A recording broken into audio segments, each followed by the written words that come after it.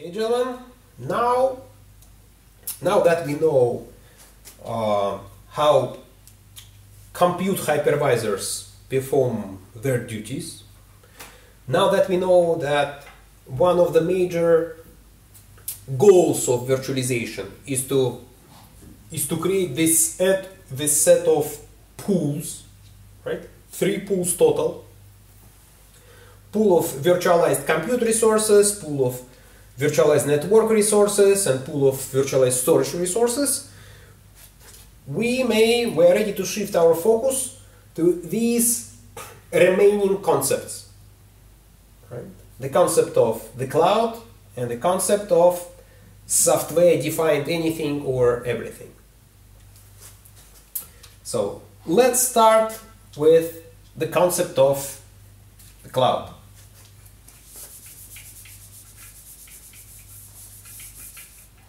Although there's no need to erase all of this, just this.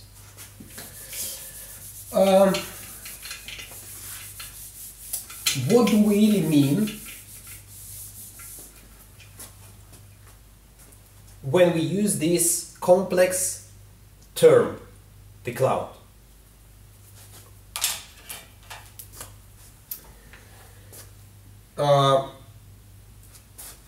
The cloud is basically it's a mathematical model that defines the rules for interaction between IT services consumers and IT services providers.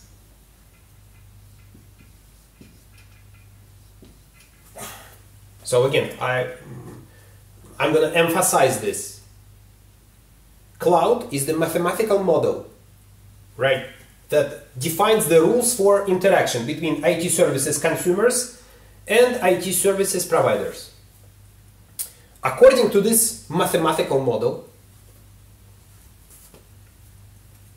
IT services consumers, represented by business,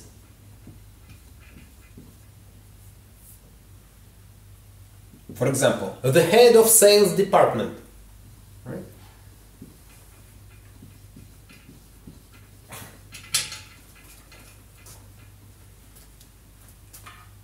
The head of sales department communicates its business needs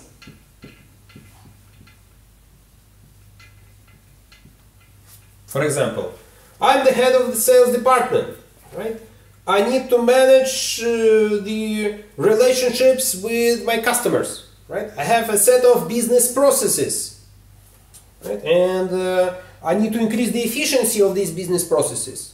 So, thus, I need you to automate my business processes. I need a certain service from our information system. So this head of sales communicates his business needs not to a human entity like the employee of IT department. Head of sales communicates his business needs to an information system itself, so to this non-human entity,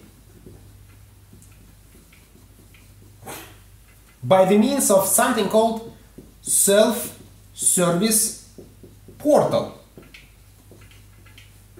right?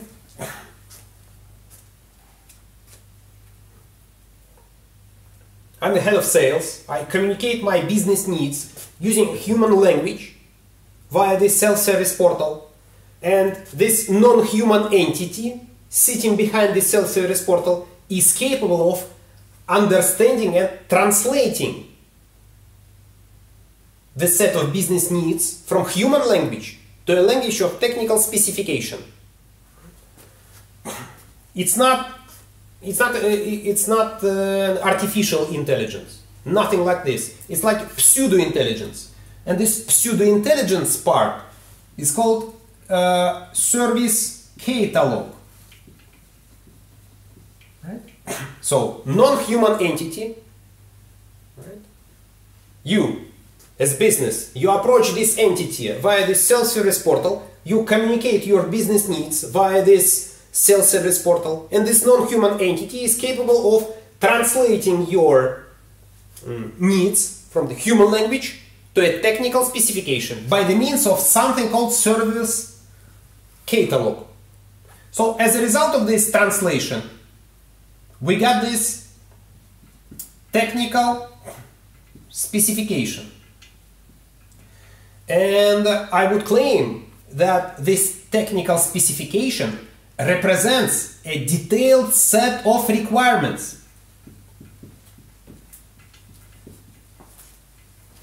for our future product, for our future information system service. Here we're talking about functional requirements, control requirements, assurance requirements. Here we are talking about the full set of design documentation.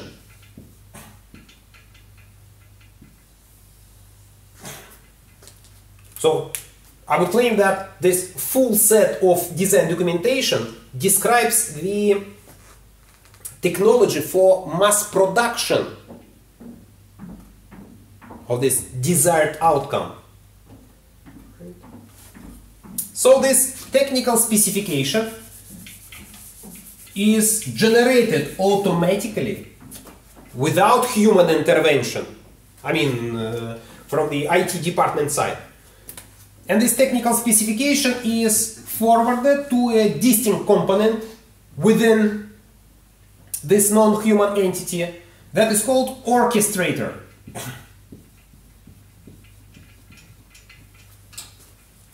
The role of this orchestrator is to break down this technical specification into a set of distinct elements, right, and processes and tasks, and properly organize the implementation of these tasks among a set of entities called software-defined controllers.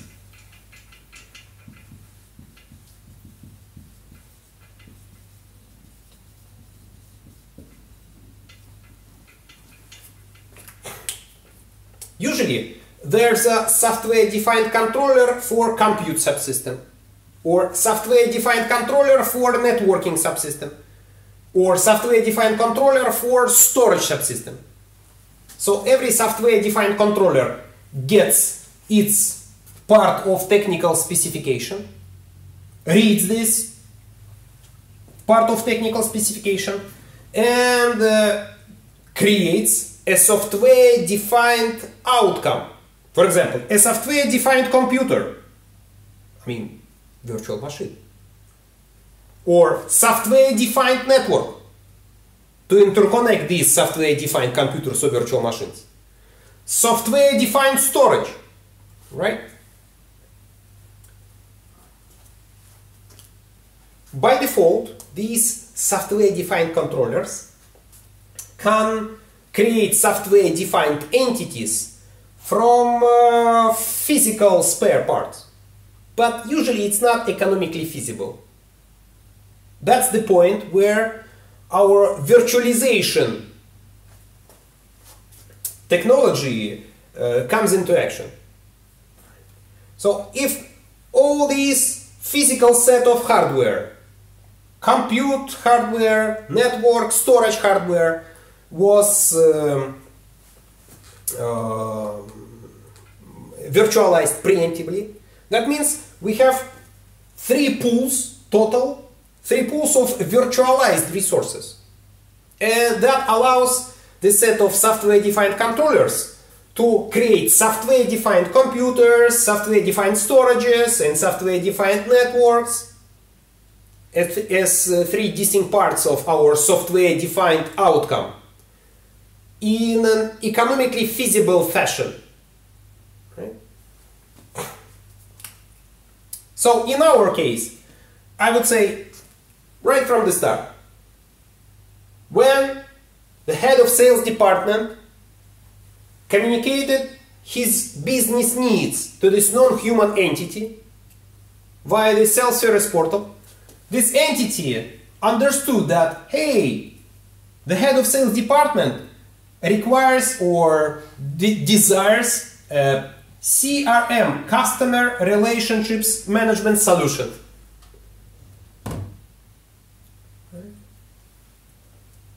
This was achieved by the means of service catalog, where the correlation between business needs and this technical specification that corresponds to these business needs in the form of CRM solution was pre-encoded by the employees of IT department preemptively. Right? So it took nearly a second, right, or a moment for this non-human entity to generate this technical specification. It took, I don't know, hours, right, for this orchestrator and software-defined controller entities to actually create this customer relationship management solution defined in software. So as a result, this software-defined customer relationship management service is provided to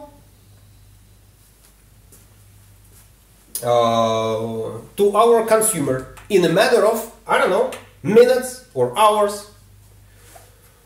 And again, employees of IT department are not involved. Everything is done automatically, right? And this is it's like a black magic, but it's not. It's just a technology, right?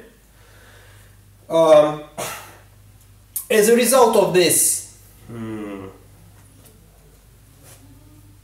behavior, for example, business gets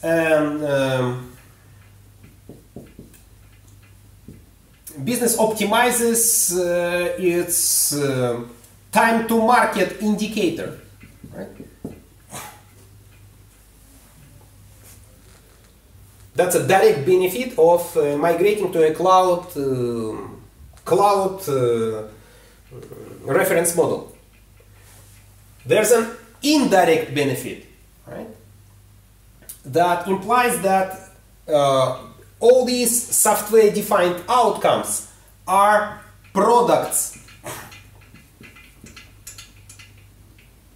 These are not handmade things.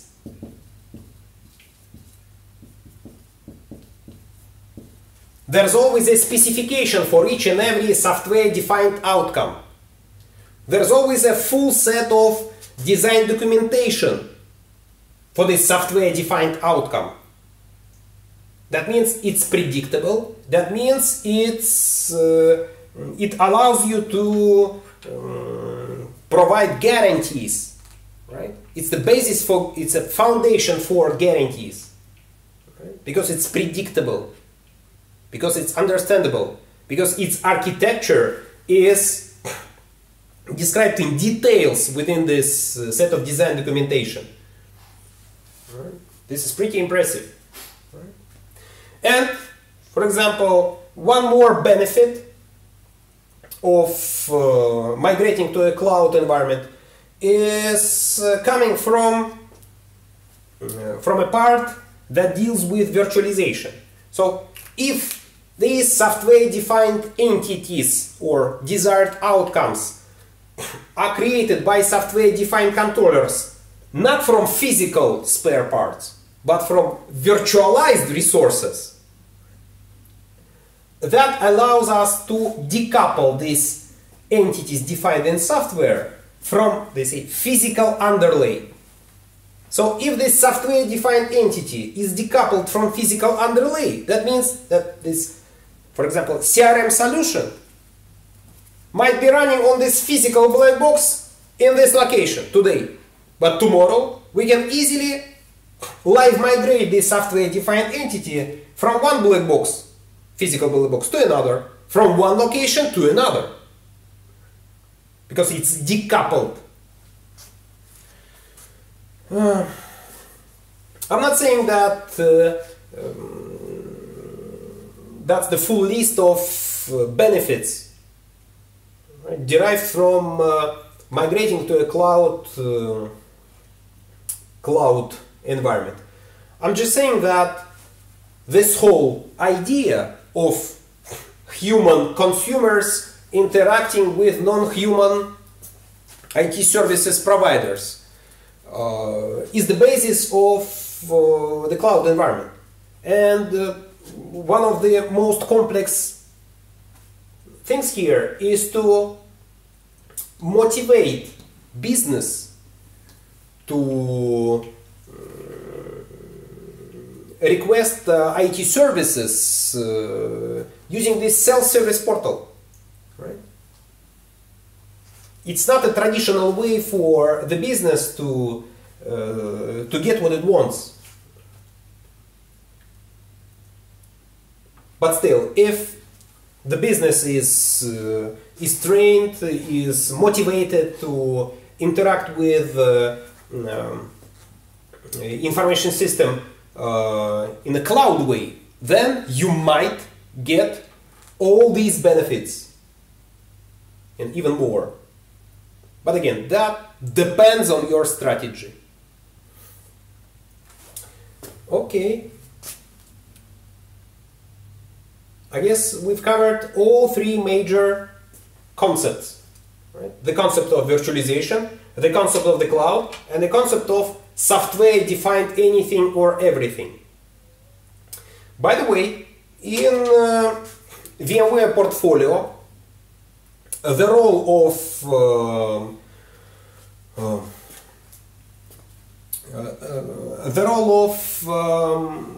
cloud management platform, and I would say CMP or cloud management platform is the commonly used term to reference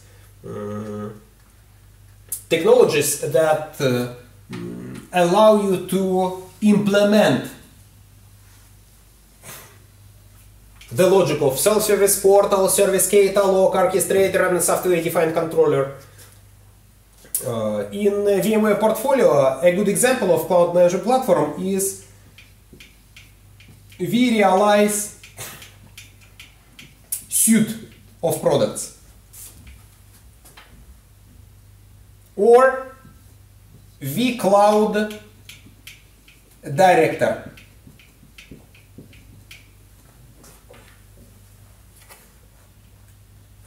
So as a result, if you complement these virtualization technologies from VMware, like vSphere, a compute virtualization technology, NSX is a technology to virtualize your networking subsystem, and vSAN is a technology to virtualize your storage subsystem.